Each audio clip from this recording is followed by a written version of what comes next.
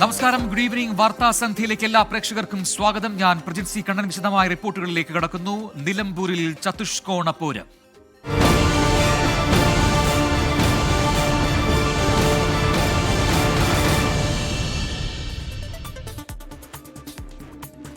നിലമ്പൂരിലെ LDF കൺവെൻഷനിൽ PV അൻവറിനെ കടന്നാക്രമിച്ചും വികസന നേട്ടങ്ങൾ നിരത്തിയും മുഖ്യമന്ത്രി പിണറായി വിജയൻ. ഉപതെരഞ്ഞെടുപ്പിന് വഴിയൊരുക്കിയത് അൻവറിന്റെ വഞ്ചനയെന്ന് മുഖ്യമന്ത്രി തുറന്നടിച്ചു. കാട്ടുകള്ളൻ വീരപ്പൻ ചൂണ്ടിക്കാട്ടിയ മരമുറി നടന്നത് UDFന്റെ ഭരണകാലത്താണെന്ന് മുഖ്യമന്ത്രി ആരോപിച്ചു.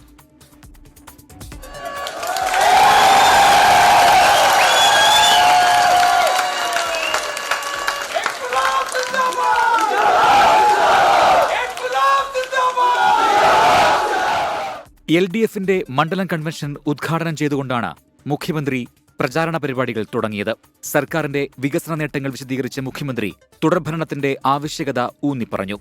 UDFനെ കാര്യമായി വിമർശിച്ച മുഖ്യമന്ത്രി അവരുടെ ഭരണകാലത്തെ അഴിമതി ചൂണ്ടിക്കാണിക്കാൻ കാട്ടുകള്ളൻ വീരപ്പന്റെ അഭിമുഖത്തിലെ പരാമർശം ഉദ്ധരിച്ചു.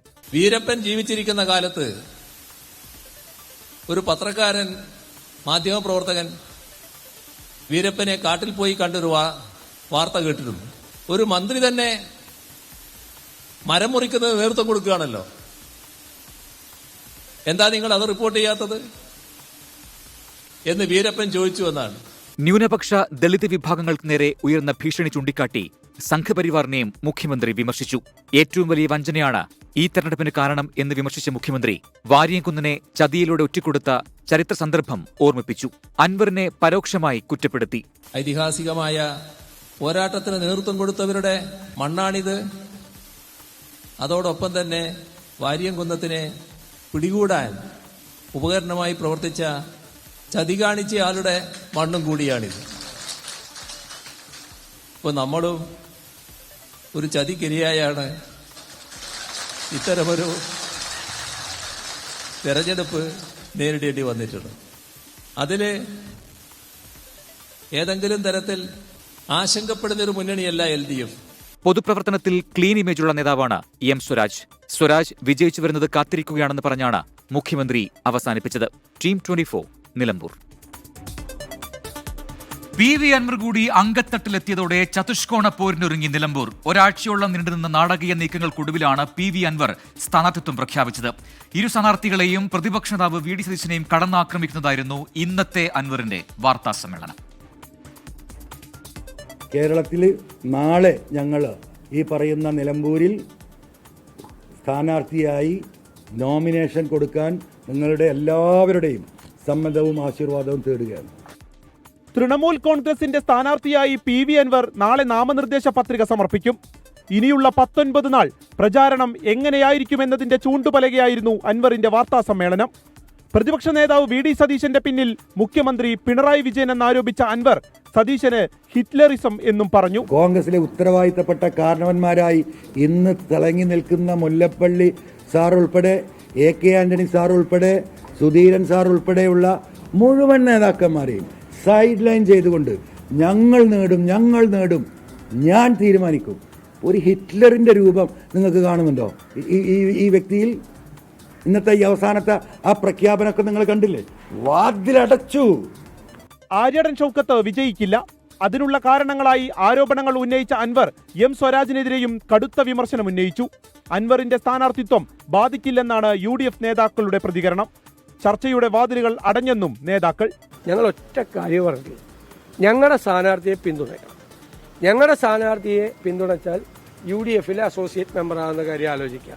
ഞങ്ങളുടെ സ്ഥാനാർത്ഥിക്കെതിരെ ഇന്നും വന്ന് സംസാരിക്കുമ്പോൾ ഞങ്ങൾ ആ വാതിലടച്ചു. PV അൻവറിന്റേത് കോൺഗ്രസിന്റെ വിഷയമെന്നായിരുന്നു CPIM സംസ്ഥാന സെക്രട്ടറി MV ഗോവിന്ദന്റെ പ്രതികരണം. LDFനെ ബാധിക്കില്ലെന്ന് LDF സ്ഥാനാർത്ഥി M സ്വരാജും പറഞ്ഞു. ഇരു മുന്നണികളെയും കടന്നാക്രമിച്ചുകൊണ്ടുള്ള പ്രചാരണത്തിൽ വോട്ടുകൾ നേടാമെന്ന കണക്കുകൂട്ടലിലാണ് PV Anvar camp. Team 24 Nilambur. UDFുമായി ബന്ധമില്ല എന്ന് പ്രഖ്യാപിച്ച PV അൻവറുമായി കൂടിക്കാഴ്ച നടത്തിയ രാഹുൽ മാങ്കൂട്ടത്തിൽ MLA പരസ്യമായി തള്ളി പ്രതിപക്ഷ നേതാവ് VD സതീശൻ. കൂടിക്കാഴ്ച തെറ്റാണെന്നും അനുനയത്തിന് ജൂനിയർ MLA ചുമതലപ്പെടുത്തുമോ എന്നും VD സതീശൻ ചോദിച്ചു. മത്സരിക്കുമെന്ന് അൻവർ പ്രഖ്യാപിച്ചതിന് പിന്നാലുള്ള കൂടിക്കാഴ്ച ഗതികേടെന്നാണ് LDFന്റെ പരിഹാസം. UDFിലേക്ക് ഞാനില്ല, വി.ഡി. സതീശൻ നയിക്കുന്ന UDF-ലേക്ക് ഇല്ലെന്നായിരുന്നു ഇന്നലെ രാവിലെ PV അൻവറിന്റെ പ്രഖ്യാപനം. ഇതിന് പിന്നാലെ രാത്രിയിൽ രാഹുൽ മാങ്കൂട്ടത്തിൽ MLA PV അൻവറിനെ വീട്ടിലെത്തി കണ്ടതാണ് രാഷ്ട്രീയ വിവാദമായി മാറിയത്.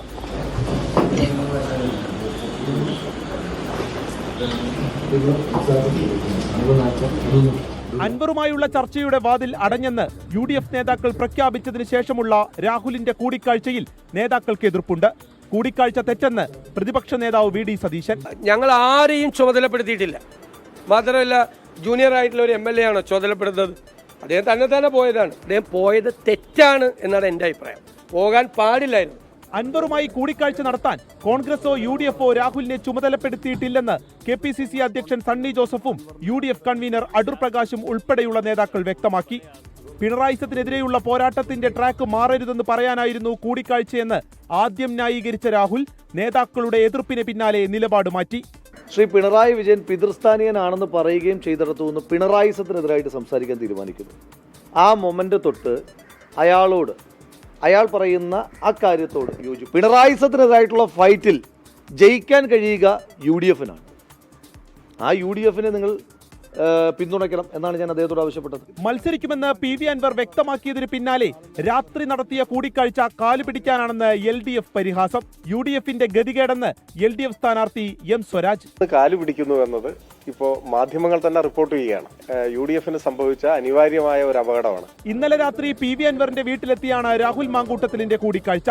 1 മണിക്കൂറോളം ഈ കൂടിക്കാഴ്ച നീണ്ടുനിന്നു. ടീം 24 നിലമ്പൂർ. മറ്റൊരു പ്രധാനപ്പെട്ട വാർത്തയിലേക്ക്. മുസ്ലിം ലീഗ് യോഗത്തിൽ കോൺഗ്രസ് നേതൃത്വത്തിന്റെ രൂക്ഷ വിമർശനം. നേതാക്കൾക്ക് പലർക്കും ധിക്കാരം. PV അൻവർ വിഷയം കോൺഗ്രസ് നേതൃത്വം വഷളാക്കി. വി.ഡി. സതീശൻ അനാവശ്യ വാശി കാണിച്ചു. രാഹുൽ മാങ്കൂട്ടത്തിലും PV അൻവറിനും യോഗത്തിൽ രൂക്ഷ വിമർശനമുണ്ടായി. സമീർ ബിൻ കരീം നിലമ്പൂരിൽ നിന്ന് ചേരുന്നു കൂടുതൽ വിവരങ്ങളുമായി. സമീർ, ഒരു മുന്നണി സംവിധാനമാണ് UDF എന്നത്. അതിൽ ലീഗിന് ഈ രീതിയിലുള്ള അതൃപ്തി അത് എന്തുകൊണ്ടാണ് ഈ ഘട്ടത്തിൽ ഉണ്ടായത്? യോഗത്തിൽ എന്തൊക്കെ കാര്യങ്ങൾ ചർച്ചയായി എന്നാണ് മനസ്സിലാക്കാൻ കഴിയും? തെരഞ്ഞെടുപ്പിന് കേവലം 3 ആഴ്ച മാത്രമേ ബാക്കിയുള്ളൂ. അതിൽ ലീഗിനുണ്ടായിരിക്കുന്ന ഇപ്പോഴത്തെ അതൃപ്തി അത് UDF-നെ ഏത് രീതിയിലായിരിക്കും ബാധിക്കുക? പ്രജൻ, ഇന്ന് രാവിലെ മലപ്പുറത്ത് ചേർന്ന ലീഗ് നേതൃയോഗത്തിലാണ് രൂക്ഷമായ വിമർശനം ഉണ്ടായിരിക്കുന്നത്. ലീഗ് നേതാക്കളും അതോടൊപ്പം തന്നെ നിലമ്പൂരിന്റെ ചുമതലയുള്ള MLA-മാരടക്കമുള്ള ലീഗ് പ്രതിനിധികളുമാണ് ഈ യോഗത്തിൽ പങ്കെടുത്തത്. പ്രധാനമായും PV അൻവറിനും വി.ഡി. സതീശനും രാഹുൽ മാങ്കൂട്ടത്തിനുമാണ് യോഗത്തിൽ വിമർശനമുണ്ടായത്. കോൺഗ്രസിലെ പല നേതാക്കൾക്കും ധിക്കാരമാണ് എന്നുള്ളതാണ് പ്രധാനമായി ഉയർന്ന ഒരു വിമർശനം. അതോടൊപ്പം തന്നെ വി.ഡി. സതീശന്റെ അനാവശ്യ പിടിവാശിയാണ് ഈ PV അൻവറിന്റെ മുന്നണി പ്രവേശനവുമായി ബന്ധപ്പെട്ട് ഈ വിഷയത്തെ കൂടുതൽ വഷളാക്കി നേതാക്കൾ അഭിപ്രായപ്പെട്ടു. പല UDF-ന്റെ നേരത്തെ ഉണ്ടായ യോഗത്തിൽ തന്നെ ഈ അൻവറിനെ അസോസിയേറ്റ് അംഗമാക്കാമെന്നുള്ള ഒരു തീരുമാനമെടുക്കുകയും അത് സതീശനോട് പ്രഖ്യാപിക്കാൻ പറഞ്ഞതുമാണ്. പിന്നീട് സതീശൻ വിഷയത്തിൽ പ്രഖ്യാപനം നടത്താതെ അത് നീണ്ടുപോയി. ഉണ്ടായ പ്രതികരണങ്ങളാണ് ഇതുമായി ബന്ധപ്പെട്ട വിഷയങ്ങളെ കൂടുതൽ വഷളാക്കിയത് എന്നും നേതാക്കൾ വിമർശനം ഉന്നയിച്ചു. KM ഷാജി അടക്കമുള്ള നേതാക്കൾ ഉന്നയിച്ച വിമർശനത്തെ കുഞ്ഞാലിക്കുട്ടി അടക്കമുള്ളവർ പിന്തുണച്ചു എന്നുള്ളതാണ് ഏറ്റവും പ്രധാനപ്പെട്ട കാര്യം. പിന്നീട് PV അൻവറിന് നേരെ വിമർശനം ഉണ്ടാകുന്ന ഒരു സാഹചര്യം ഉണ്ടായി. PV അൻവറിന്റെ തുടർച്ചയായി UDF-നെതിരായിട്ടുള്ള പത്രസമ്മേളനങ്ങൾ വിമർശനത്തിനിടയാക്കി. അതോടൊപ്പം തന്നെ VS ജോയിയെ നിലമ്പൂരിൽ സ്ഥാനാർത്ഥിയാക്കാമെന്നുള്ള PV അൻവറിന്റെ പ്രഖ്യാപനവും അത് തീരെ ശരിയായില്ല എന്നുള്ള അഭിപ്രായവും യോഗത്തിൽ ഉയർന്നു. പ്രത്യേകിച്ച് മറ്റൊരു പാർട്ടി തീരുമാനിക്കേണ്ട വിഷയം പരസ്യമായി തന്നെ അൻവർ ഇടപെട്ടത് തീരെ ശരിയായില്ല എന്നുള്ള വിമർശനവും ഒരു വിഭാഗം നേതാക്കൾ യോഗത്തിൽ ഉന്നയിക്കുന്ന ഒരു സാഹചര്യം ഉണ്ടായി.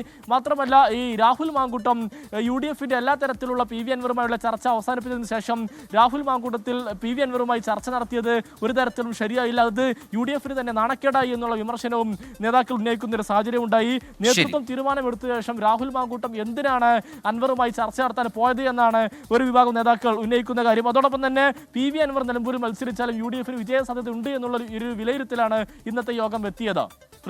മുസ്ലിം ലീഗിന് ആ രീതിയിലുള്ള അഭിപ്രായം ഒരു വിഭാഗം നേതാക്കൾ യോഗത്തിൽ ഉന്നയിച്ചു എന്നാണ് അവിടെ നിന്ന് ലഭിക്കുന്ന വിവരങ്ങൾ. സമീർ ബിൻ കരീമാണ് വിശദാംശങ്ങൾ നൽകിയത്. PV അൻവറുമായി ബന്ധപ്പെട്ട വിവാദങ്ങൾക്കിടയിലും നിലമ്പൂരിൽ സജീവ പ്രചാരണത്തിൽ UDF. മണ്ഡലത്തിലെ വോട്ടേഴ്സിനെ നേരിൽ കണ്ട് വോട്ട് തേടുകയാണ് സ്ഥാനാർത്ഥി ആര്യാടൻ ഷൗക്കത്ത്. UDF ചരിത്ര ഭൂരിപക്ഷത്തോടെ വിജയിക്കുമെന്ന് ആര്യാടൻ ഷൗക്കത്ത് 24-നോട് പറഞ്ഞു.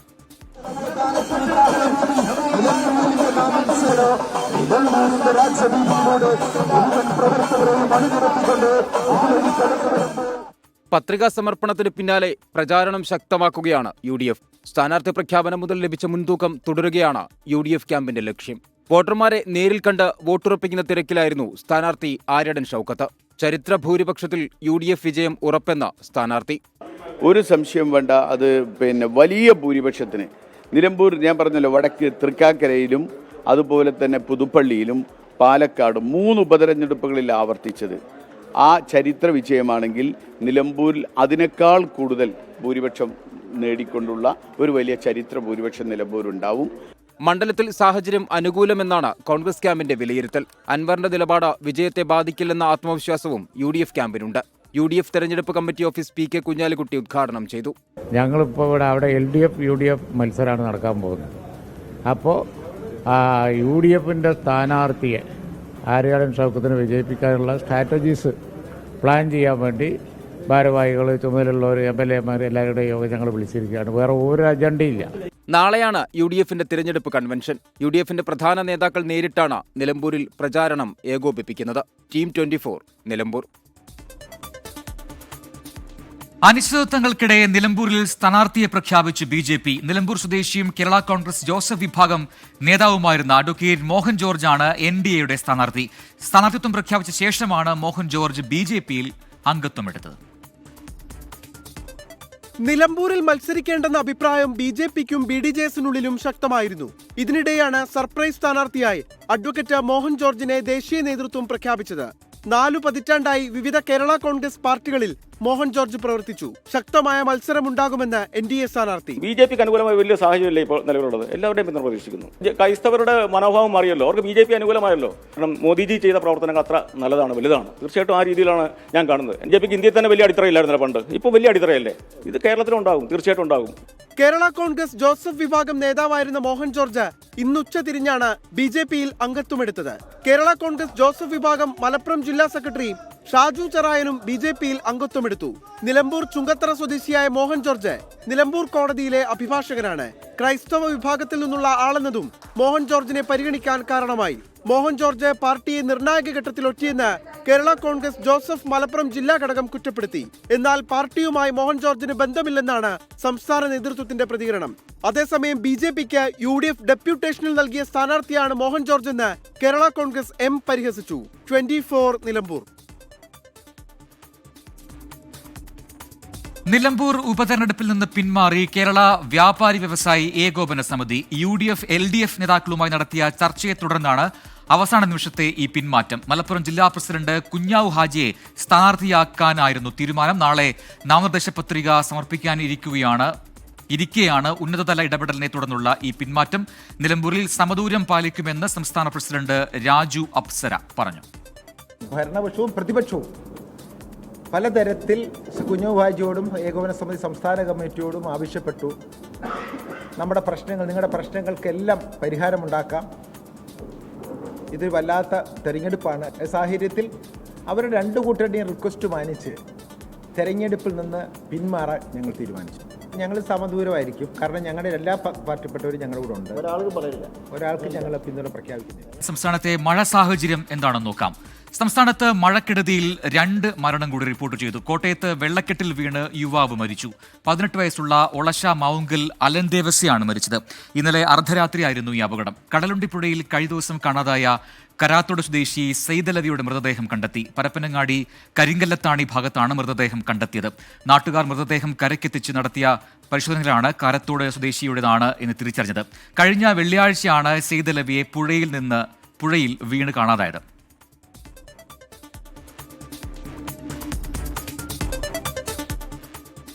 കോട്ടയം ജില്ലയിൽ ദുരിതാശ്വാസ ക്യാമ്പുകൾ പ്രവർത്തിക്കുന്ന വിദ്യാഭ്യാസ സ്ഥാപനങ്ങൾക്ക് നാളെ അവധി.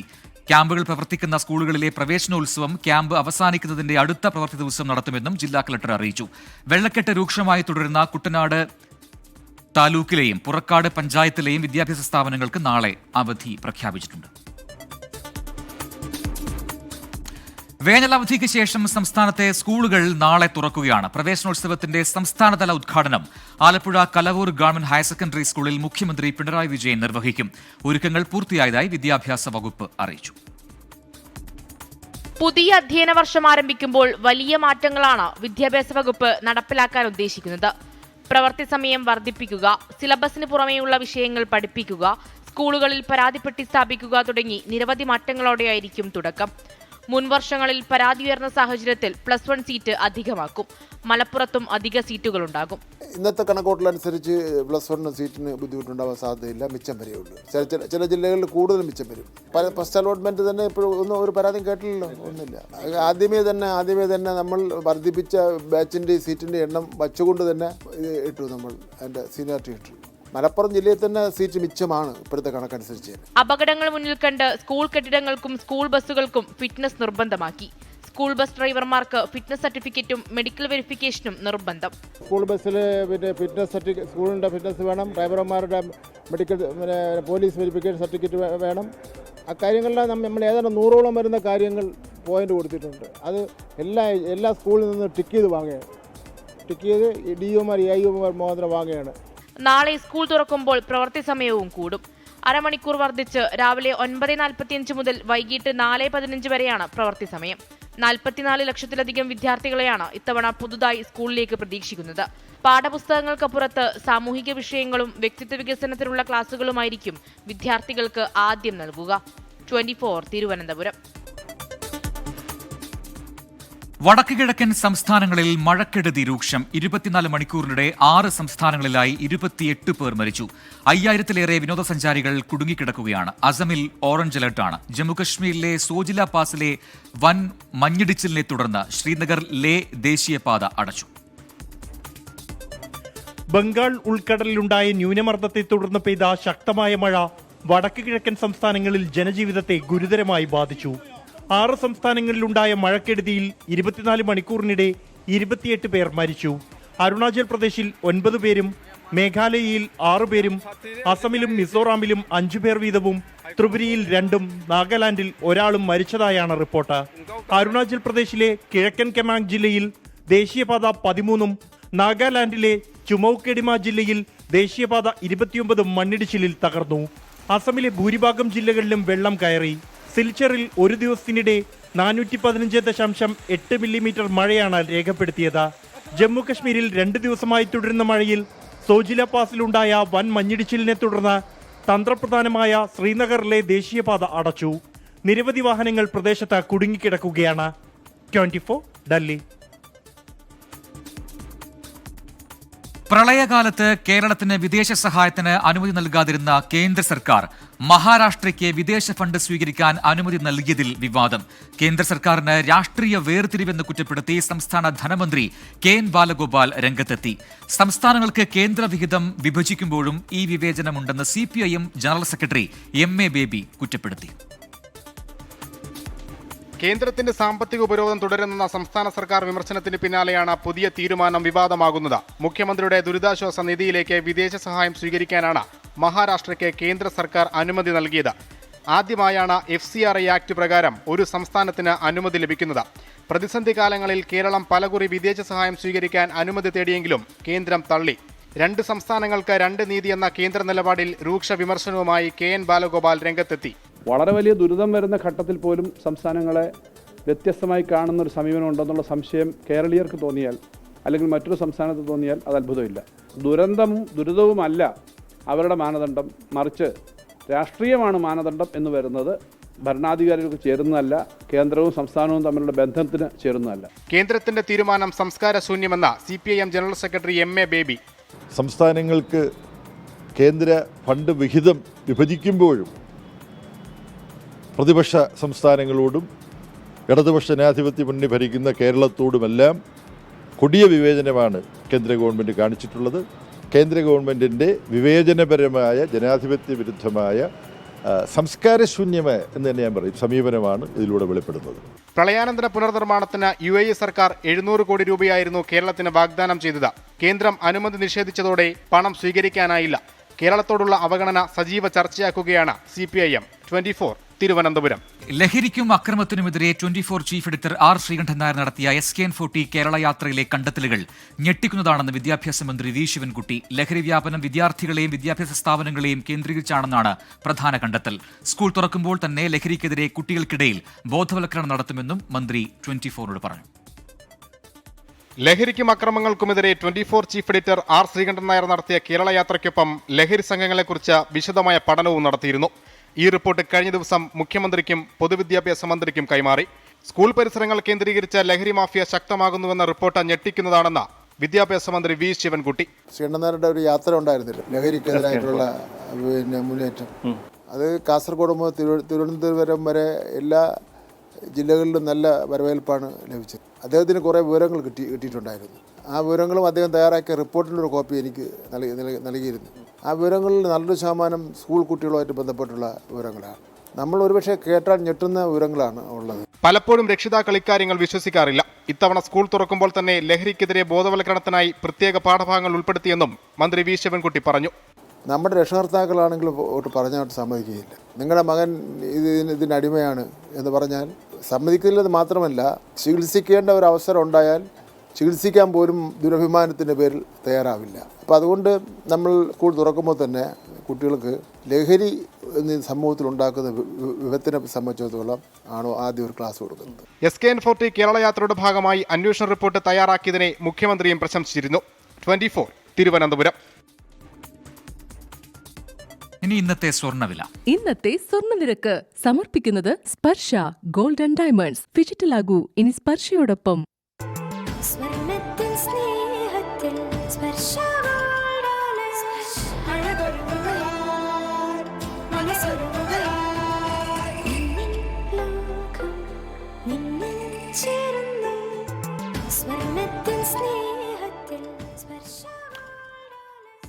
കാലാവസ്ഥ റിപ്പോർട്ട്. ഇപ്പോഴത്തെ കാലാവസ്ഥ സമർപ്പിക്കുന്നത് Berger paints 100 years of trust.